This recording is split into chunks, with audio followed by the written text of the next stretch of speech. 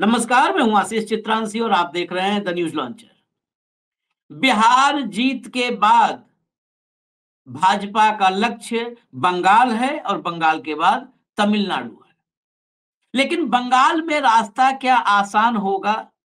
क्या बंगाल में ज्ञानेश के सहारे भाजपा अपने मंसूबों में कामयाब हो पाएगी?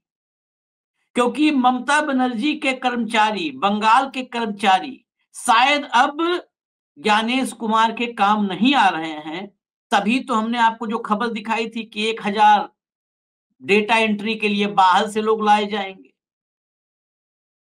वो ऐप बनाने वाले, व्यवसाय, वो क्या कहते हैं, सॉफ्टवेयर बनाने वाले लाए जाएंगे 50। खैर, उससे आगे बढ़ के कल ही सीईओ जो मुख्य निर्वाचन अधिकारी हैं बंगाल के, उनके दफ्तर को चुनाव आयोग के कर्मचारी जो एसआईआर में लगे हैं, उन्होंने ही घेर लिया था। मामला अब उससे भी आगे पहुंच गया। ममता बनर्जी के साथ मोदी और ज्ञानेश के खिलाफ लाखों लोग सड़क पर उतर आए और ममता के साथ खड़े हो गए। ममता दीदी ने इस जनसैलाब के सामने जमकर दहाड़ा है। लेकिन बड़ी बात यह है कि ये रैली, ये जनसैलाब कहां पर उमड़ा था? नॉर्थ 24 परगना, बनगांव, ये इलाका बड़ा महत्वपूर्ण है क्योंकि ये मतुआ बाहुल्य क्षेत्र है। बंगाल में करीब 50 ऐसी सीटें हैं, 30 सीटें ऐसी हैं विधानसभा की जहां पर मतुआ निर्णायक भूमिका में है और 20 और ऐसे सीटें हैं जिन पर बहुत महत्वपूर्ण रोल अदा करते हैं चुनाव में मतुआ मतदाता। यानी कुल 50 सीटें ऐसी हैं जहां पर मतुआ जीत और हार का अंतर बनते हैं। ये मतुआ मतदाता 2014 में मोदी के और भाजपा के साथ खड़े हो गए थे। 2019 में भी मतुआ समुदाय के कुछ प्रभावशाली, बहुत प्रभावशाली लोगों को अपने साथ लेकर के मोदी और शाह ने मतुआ मतदाताओं को अपने साथ रखा था। ये रैली जहां लाखों लोग जुट गए थे, ये 50 सीटों पर शाह का पूरा खेल खराब कर सकती है ये रैली, ये भीड़। और इसी भीड़ में ममता बनर्जी ने ऐलान किया कि अगर बंगाल में मेरे से खेलने की कोशिश की, जिस अंदाज में बिहार में किया है, तो पूरे देश में, फिर बंगाल नहीं, पूरे देश में नींव हिला दूंगी मैं भाजपा की। बिहार में जो विपक्ष चूका है वो बंगाल में नहीं होगा। मेरे रहते एक भी जो है बंगाली को बेदखल नहीं कर पाएंगे ज्ञानेश, मोदी और शाह। भाऊ को लाइए, विजुअल्स दिखाएंगे, आपको बाइट सुनवाएंगे। स्वागत है भाऊ।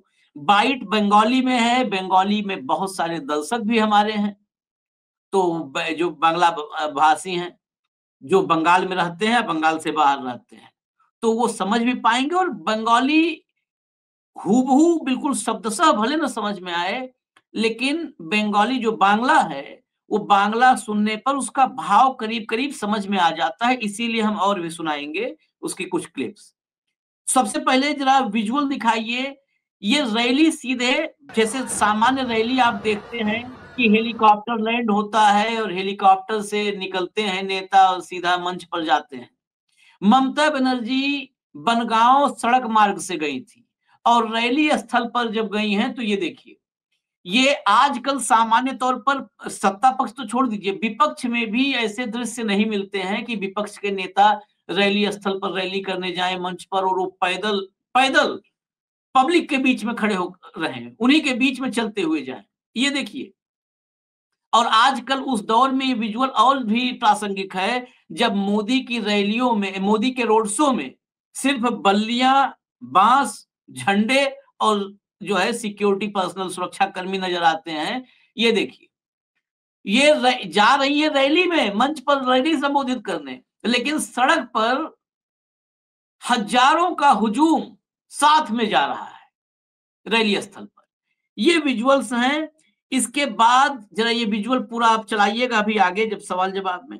इसके बाद अब दूसरा विजुअल दिखाइए जरा रैली स्थल का, जो वहां पर जनसैलाब है वो दिखाइए। ये देखिए बाबू, ये घंटा वहां घंटा घड़ियाल बजाते हुए, ढोल नगाड़े सब है। और देखिए ये कैमरा मूवमेंट पीछे तक, जहां तक कैमरा जा रहा है पूरा पटा पड़ा है। विजुअल्स फिर मैं कहा बाद में सब साथ साथ दिखाते रहिएगा, विजुअल्स तो लोग देखना ही चाहते हैं। ममता बनर्जी की पहली बाइट जरा सुनवाइए, जिसमें उन्होंने सीधा सीधा ये कहा है कि ये जो खिलवाड़ चल रहा है, अगर मेरे साथ खेल करने की कोशिश की बीजेपी ने तो मैं पूरे देश में भाजपा की नींव हिला दूंगी। प्ले कर दीजिए। চিরকাল সরকারে কেউ থাকে না, 2029 বড়ই ভয়ঙ্কর, তোমাদের সরকার থাকবে না। শকুনি মামারা সেদিন কোথায় পালাবে, এখন থেকে ঠিক করে জায়গা রেখে দাও। আমায় বাংলায় আঘাত করলে, কারণ মানুষকে আঘাত করলে আমি মনে করি আমাকে আঘাত করছে, আমাকে আঘাত করলে আমি সারা ভারতবর্ষ হিলিয়ে দেবো, এটা মাথায় রেখো। ইলেকশনের পরে আমি একটু দেশটা চষে বেড়াবো। अगर आघात किया जो है बांग्ला मानुष को, तो मुझे आघात किया, और मुझे आघात किया तो पूरे देश में हिला दूंगी। शकुनी मामा, शकुनी मामा भी आ गए। अगली क्लिप, अगली बाइट, ये भी बांग्ला में ही है। বিহারেও বলেছিলেন খুশবইঠিয়া, ওখানে যা ইলেকশন করেছেন ওরা লড়তে পারেনি বেচারা, আপনাদের গেম ধরতে পারেনি। আর আমরা তো আপনাদের গেম দেখে অভ্যস্ত, তাই আমরা ধরে নিই A to Z। তাই আমাদের সাথে পারা মুশকিল, তাই বাংলা আপনাদের টার্গেট। बिहार में खेल इनका विपक्ष जो नहीं रोक पाया वो बंगाल में नहीं होगा। अगली बाइट। ওদের কাছে একটা কোয়েশ্চেন করি, গভর্নমেন্ট অফ ইন্ডিয়ার কাছে, যদি বাংলাদেশি তাড়াবার জন্য SIR করতে হয় তাহলে মধ্যপ্রদেশে নাটক করছেন কেন? ওখানেও খুশবইটিয়া আছে, তাহলে আপনার ডাবল ইঞ্জিন সরকার। রাজস্থান,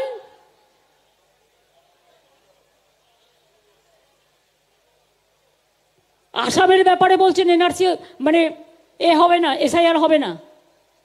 4টে ইলেকশন বাউন্ড স্টেট আছে, বাংলায় হবে, কারণ আপনাকে জোর করে বাংলা দখল নিতে হবে, মানুষ তো আপনাকে দেবে না।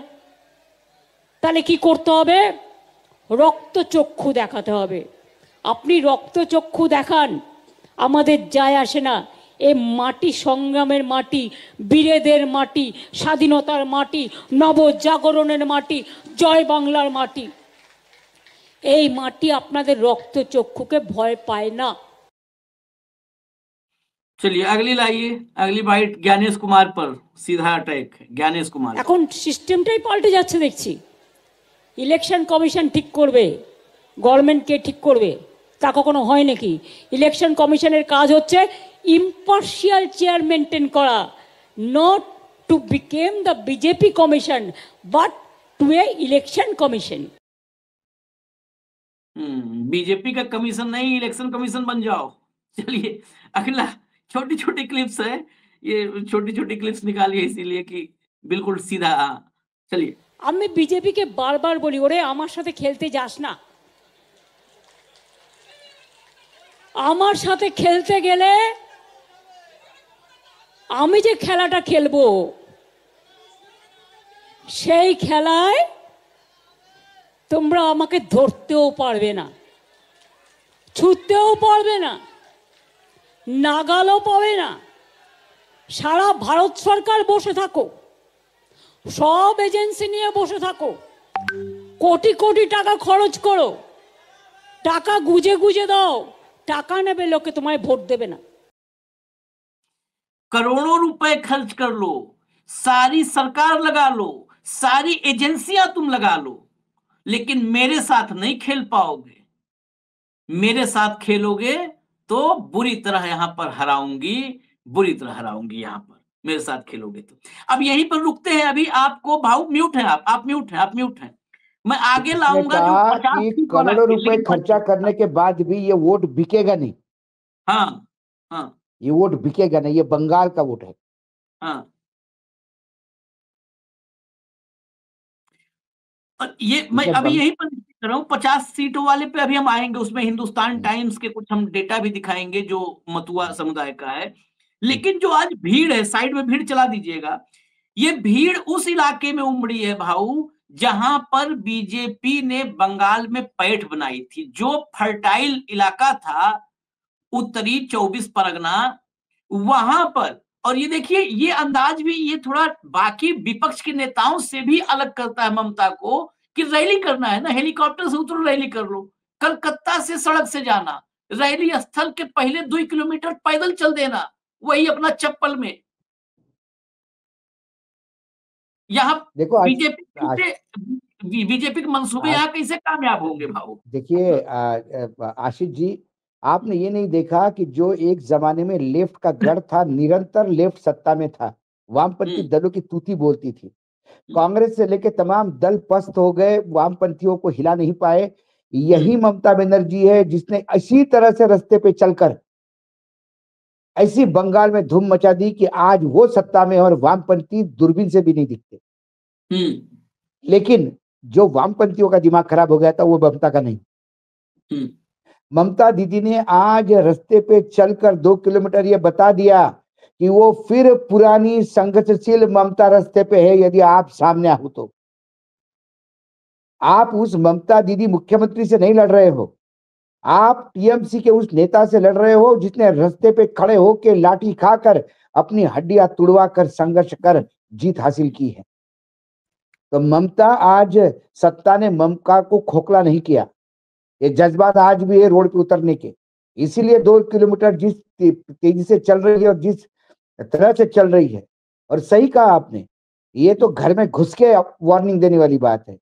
ये बीजेपी के गढ़ में यदि इतनी भीड़ इकट्ठा हो सकती है और बीजेपी के गढ़ में यदि ममता को चाहने वाले इतने हो सकते हैं, तो फिर भूल जाइए आने वाला जो विधानसभा का चुनाव है, कोई जितनी सीटें थी बीजेपी की उतनी भी मिलेगी कि नहीं मिलेगी, यदि नतीजे डिजाइन नहीं हुए तो। चुनाव आयोग ने यदि फेयर चुनाव करवाया गया तो यहाँ पे वापस 3 सीट पे बीजेपी आई तो आश्चर्य नहीं होगा, क्योंकि बीजेपी के केंद्र सरकार ने लगातार अनदेखी करी लेफ्ट की, लगातार ममता को काम करने नहीं दिया, ममता को रोड़े लगाते रही, ममता के काम में रोड़े फंसाते रहे। लेकिन इसके बावजूद ममता ने जो काम करने थे वो किए, और आज इसीलिए वो सबसे ज्यादा, मतलब यदि उत्तर भारत में और उत्तर पूर्व की बात मैं करूं, पूरी उत्तर भारत नर्मदा की इस तरह से ऊपर हिमालय तक यदि मैं बात करूं, तो इतनी पॉपुलर नेता कोई नहीं है आज के डेट में जिसको जननायक कहा जाए। लोगों के लिए भीड़ लानी पड़ती है, मोदी जी की कुर्सियां खाली रह जाती है और गृह मंत्री को अरे भाई छोड़ो सिक्योरिटी वाले मत रोको लोगों को बोलना पड़ता है। लालू यादव एक ऐसे नेता थे जो जहां भी खड़े होते लाखों की भीड़ लगा देते, लेकिन अब वृद्धावस्था में है। एक नेता है ममता बनर्जी जिसको हम कह सकते हैं कि जननायक है, सम्राज्ञी है वो लोगों के दिलों की, और यही कारण है कि वो आज भी पैदल चल के, उसमें कोई फर्क नहीं पड़ा, वो लाखों की साड़ी नहीं पहनती, वो कोई उसका वो चश्मा भी वही है, चप्पल भी वही है पैर की, और ममता भी वही है।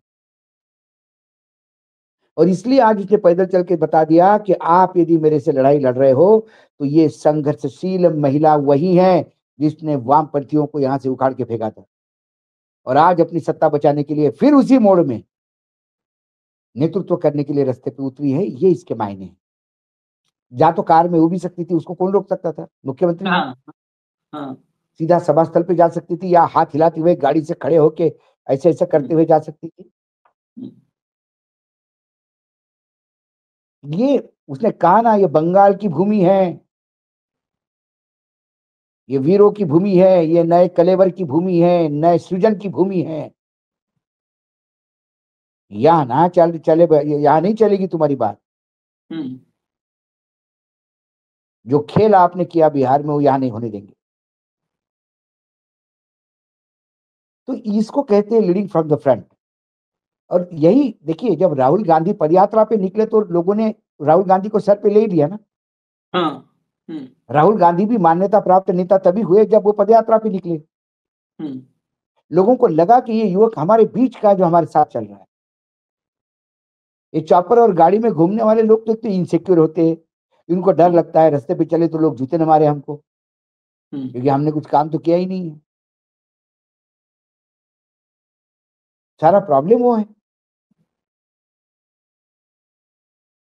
तो कुल मिलाकर आज का प्रदर्शन ममता का बहुत ताकतवर रहा, और ममता ने फिर ये बार बार फिर एक बार बता दिया कि मैं हूं, और ये बंगाल है, ये बिहार नहीं, महाराष्ट्र नहीं, छत्तीसगढ़ नहीं, हरियाणा नहीं, मध्य प्रदेश नहीं, ये बिहार है। और मुझे लगता है कि अभी एक क्लिप बची है, वही जिस क्लिप पर इस इलाके को समझना होगा। इस इलाके को समझने के लिए जरा भैया चला दीजिए, थोड़ी बड़ी क्लिप है और वही बांग्ला में ही है। मैं बताता हूँ इसका फिर हिंदी, आप पहले सुन लीजिए।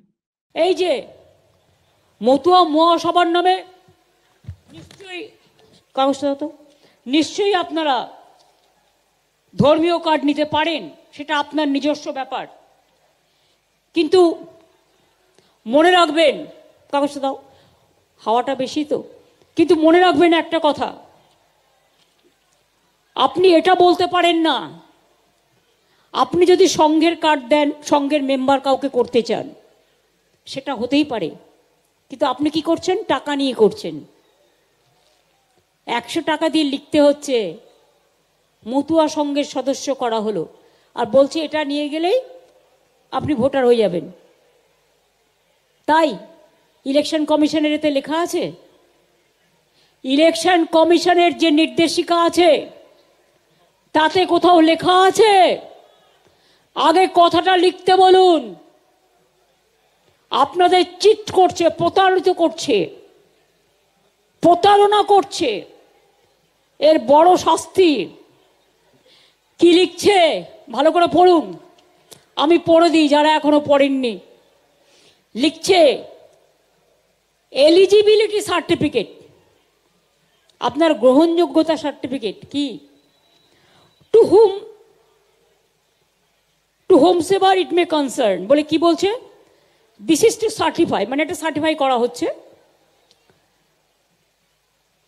যে একজনের নাম দিয়ে হার প্রিভিয়াস ন্যাশনালিটি ওয়াজ বাংলাদেশ, তাতে লিখে দিচ্ছে আপনি কিন্তু বাংলাদেশে ছিলেন।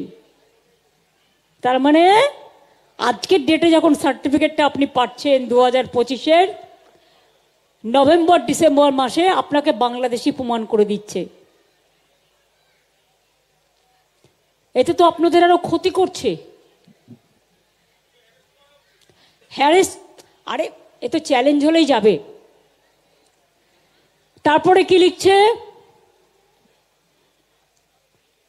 আমরা তাকে চিনি, মানে ইংরেজিতে he she is known to me and to the best of my knowledge and believe she belongs to Hindu Matua community and continues to be a member of the above mention community. সেটা আপনি লিখতেই পারেন, কেউ মতুয়া কমিউনিটির লোক তাকে অনেক রামকৃষ্ণ মিশনও কার্ড দেয়, কোনো যায় আসে না, কিন্তু সেখানে কোথাও লেখা থাকে না কে কোন দেশে নাগরিক। এখানে তো আপনি বাংলাদেশের নাগরিক লিখে দিচ্ছেন, আর লিখে দিচ্ছেন 2002 ম্যাপিং করছেন এসআইআরে, আর লিখে সার্টিফিকেটটা দিচ্ছেন 2025 সালে। তার মানে আপনাদের প্রমাণ করে দিচ্ছে যে আপনারা বাংলাদেশী। বুঝতে পারছেন কিছু? जनाब लाइए, ये बेसिकली क्या था, मथुआ इलाके में है, उत्तरी 24 परगना, दक्षिणी 24 परगना, नादिया, बनगांव, ये जो भी बांग्लादेश की सीमावर्ती इलाके हैं, ये सब के सब मथुआ बाहुल्य क्षेत्र हैं। दरअसल ये हिंदू शरणार्थी बांग्लादेश से विभाजन के बाद 47 के बाद 71 तक जो बड़ी संख्या में हिंदू शरणार्थी आए वो मथुआ माने जाते हैं। और पूरे बंगाल में जितने मतदाता हैं 20% से 25% मतदाता मथुआ समुदाय के माने जाते हैं। 50 सीटें विधानसभा की और करीब 7-8 लोकसभा की सीटें ये अकेले प्रभावित करने की क्षमता रखते हैं। जरा एक आपको हिस्सा दिखा रहा हूं टाइम्स, हिंदुस्तान टाइम्स की रिपोर्ट का, वो जरा लाइएगा।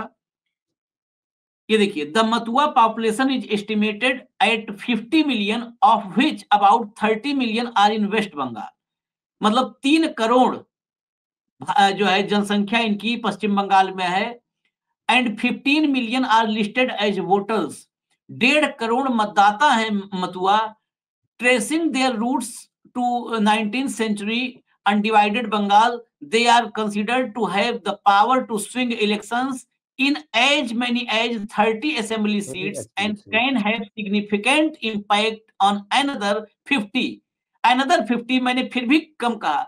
30 पर तो ये इलेक्शन के नतीजे तय करते हैं, और उसके 30 के अलावा 50 यानी कुल 80 सीटें हो गई, 50 पर ये सिग्निफिकेंट इंपैक्ट रखते हैं।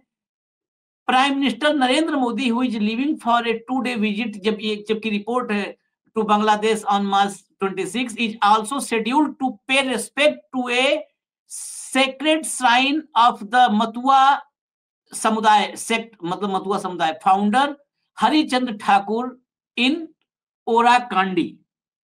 ये मोदी जी ने बांग्लादेश का दौरा किया, कुछ मथुआ समुदाय के नेताओं को अपने साथ लाए। 2 भाई, एक सांसद, एक विधायक, मथुआ समुदाय के 2 भाई हैं बड़े प्रभावशाली। उनकी मां टीएमसी की सांसद हुआ करती थी। वो दोनों भाई इस समय आपस में झगड़ा कर रहे हैं। एक सांसद है, एक विधायक है भाजपा। इन्हीं के दम पर पूरा इस जो मथुआ बाहुल्य क्षेत्र है, इसमें इन्होंने पैठ बना ली थी। सीएए का जो दांव था, सीएए का दांव भी मथुआ समुदाय में पैठ बनाने का बहुत बड़ा दांव था भाजपा का। सीएए से ये लगा कि उनके हितों को ध्यान में रखते हुए भाजपा सीएए ला रही है। लेकिन इस एसआईआर ने मथुआ बाहुल्य इलाकों से, कई ग्राउंड रिपोर्ट है, इस एसआईआर ने उनको आशंकित कर दिया। 3 करोड़ आबादी, ये लाख, 2 लाख, 4 लाख, 5 लाख नहीं, 3 करोड़ आबादी वाले मथुआ समुदाय को आशंकित कर दिया है। और वहीं पर ममता की ये ललकार है भाव। इसलिए मैं उस इम्पैक्ट पर, मैंने 50 कहा था, उसको कलेक्ट करता हूँ, 80 सीटों पर खेल खराब होगा क्या साहब? मैं सीधी बात बताता हूँ आशिक जी की मथुआ समाज को बहुत दिनों से कई लॉलीपॉप 2014 से दिए जा रहे हैं, और बीजेपी बंगाल में मथुआ समाज के थ्रू ही पैर जमा पाई। उन्होंने बहुत हिंदू मुसलमान करने का प्रयास किया, कुछ नहीं हुआ। जय श्री राम, कुछ नहीं चला। अल्टीमेटली ममता बढ़ी हुई सीटों के साथ जीत के आ गई। उनकी सीटें बीजेपी की यकीनन बढ़ी, लेकिन वो कांग्रेस और वामपंथी दलों से खींच के लाई। ममता ने भी उनसे कुछ खींचा, लेकिन ममता की सीट को जरा भी डेंट नहीं कर पाई। अब ममता का शेयर लेने के लिए इनको पूरा बंगाल में जन जागरण कर, मतलब बंगाल में अपनी घुसपैठ बनानी होगी। ममता की ऑलरेडी पूरे बंगाल पे कब्जा है।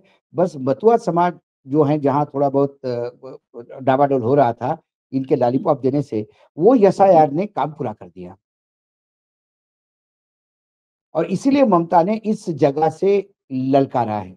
पहली हुंकार इस जगह पे उसी क्षेत्र से भरी जहां बीजेपी का गढ़ माना जाता है। एसआईआर के चलते 1.5 करोड़ वोटर के ऊपर तलवार टंगी हुई है। इसीलिए बंगाल के सांसद सरकार साहब कहते हैं कि बांग्लादेशी और बंगाल एक ही है। बांग्लादेश और बंगाल में हम, मेरा इच्छा चले तो मैं बॉर्डर भी नहीं रखूं, हम सब एक है। क्योंकि उनको मालूम है उनकी दुकान वही मथुआ समाज से चलनी है, जहां बांग्लादेशियों को गाली नहीं दे सकते। और ममता के खिलाफ पूरा जो नरेशन है बीजेपी का, वो है बांग्लादेशी घुसपैठियों के भरोसे सत्ता में आती है।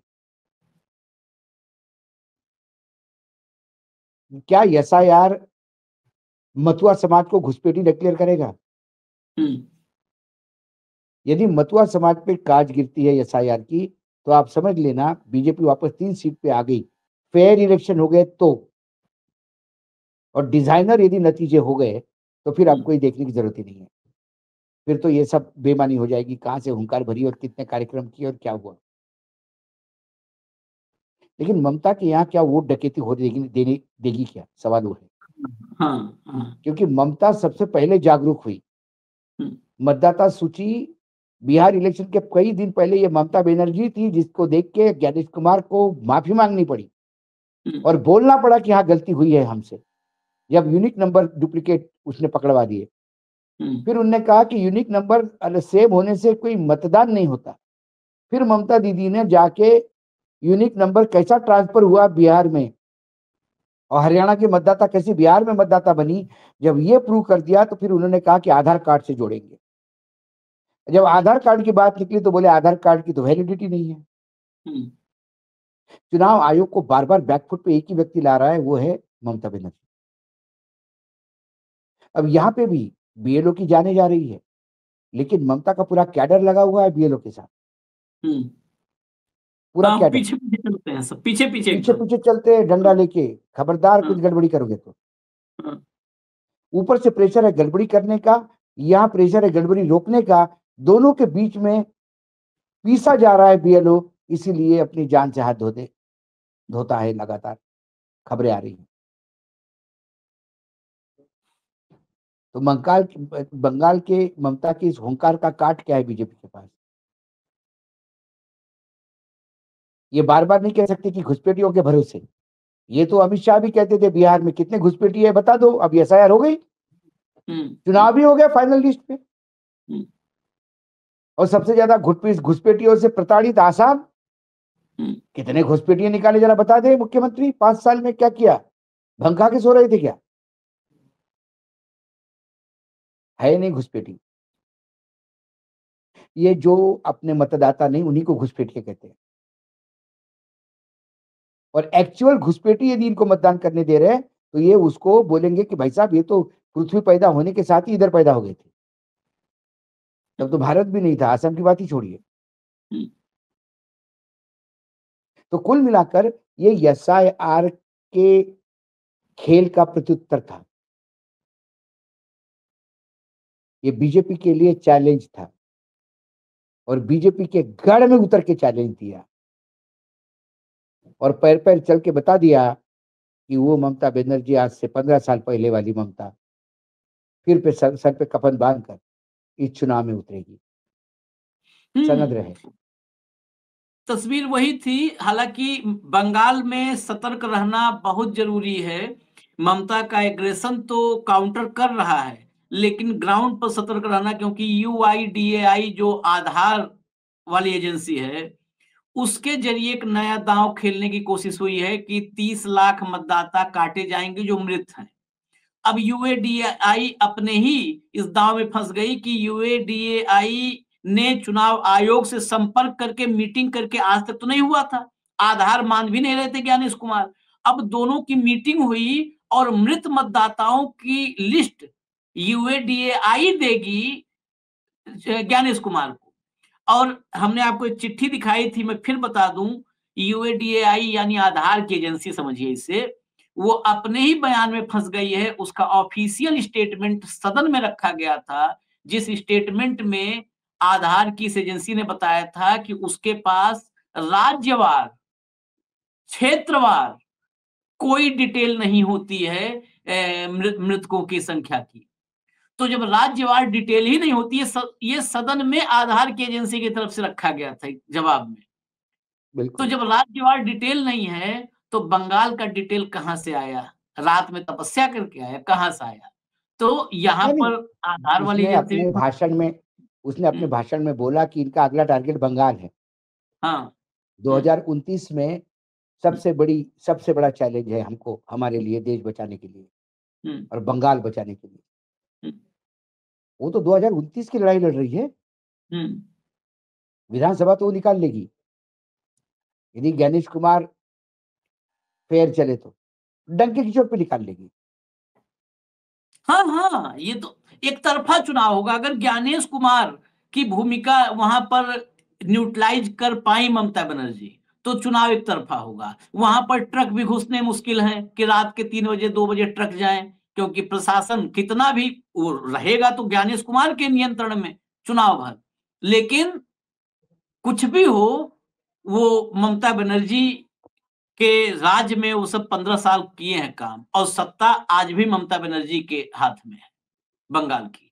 तो रात में ट्रकों का आवागमन, रात में वाईफाई पहुंचाना ट्रक में लाद करके, ये सब बंगाल में मुश्किल थोड़ा होगा। खैर, हमको इजाजत दीजिए, अब बंगाल का रण, इस पर नजर हमारी रहेगी। थोड़ा सा बंगाल में बांग्ला भाषी आपको भाषण वगैरह में या क्लिप्स में बंगाली सुनना पड़ेगा, लेकिन देश का हिस्सा है, वहां पे बांग्ला बोली जाती है। और भाई बहुत राजस्थान, मध्य बढ़िया, प्रदेश। बहुत हाँ बहुत मीठी भाषा है बंगला, हाँ। बहुत तो साहित्य से बहुत बहुत संपन्न है।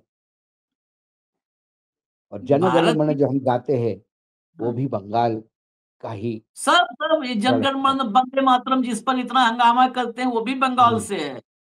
तो बंगाल से। ये जो है, और ये है कि अब हिंदी पट्टी के अलावा उत्तर प्रदेश, मध्य प्रदेश, राजस्थान, बिहार, हिमाचल, दिल्ली, हरियाणा, इसके अलावा भी अन्य राज्य जो हैं वो हमारे देश के अभिन्न हिस्सा हैं।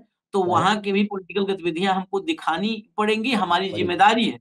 वो हो सकता है उस पर वो व्यूअरशिप वाली ना है, लेकिन हम नहीं बंगाल नहीं, दिखाएंगे, क्योंकि ये अपना हमारा दायित्व दायित्व है। व्यूअरशिप हमारा दायित्व नहीं है, नहीं। हमारा दायित्व है खबर दिखाना, पॉलिटिकल गतिविधियां दिखाना, और लोकतंत्र कहां पर कितने पुरजोर तरीके से बचाने की कवायद हो रही है वो दिखाना। धन्यवाद भाऊ, बहुत बहुत धन्यवाद। नमस्कार। नमस्कार। नमस्कार।